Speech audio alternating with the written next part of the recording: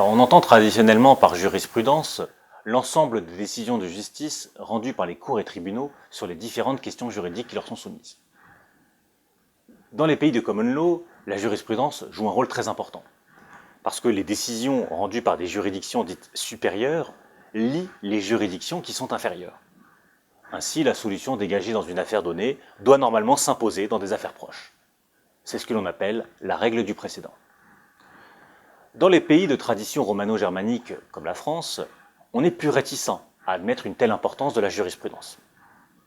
On considère qu'une juridiction ne peut édicter une règle juridique de portée générale qui serait applicable à tous les litiges présentant le même contexte factuel. La décision rendue ne doit rayonner que dans le cercle des plaideurs. L'article 5 du Code civil énonce « Il est défendu au juge de prononcer, par voie de dispositions générales et réglementaires, sur les causes qui leur sont soumises. » Ainsi, la décision d'un juge ne peut régler à l'avenir le sort d'une question de droit et ne s'applique qu'à l'affaire jugée.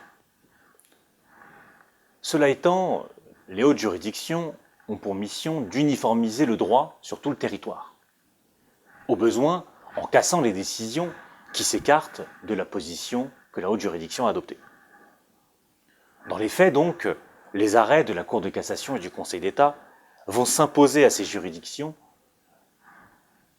et il en va notamment ainsi lorsqu'il s'agit d'un arrêt de principe.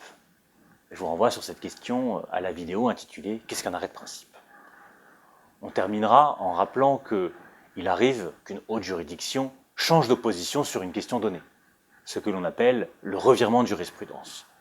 Et on voit par là que la jurisprudence n'est pas figée et que sa modification est une source pratique et rapide d'évolution de la matière juridique.